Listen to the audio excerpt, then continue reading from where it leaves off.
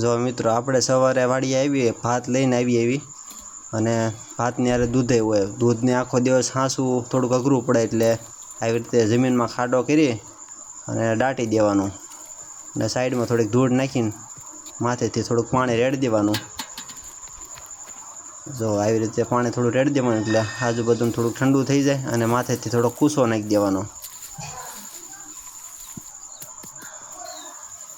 અને પછી કૂસા ઉપર થોડું પાણી રેડી દેવાનું એટલે ટાઢું રહે અંદર।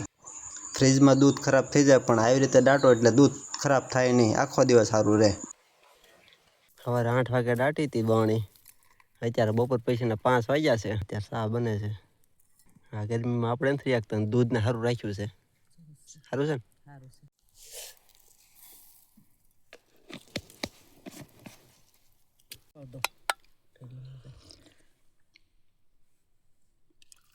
તકલીફ હતું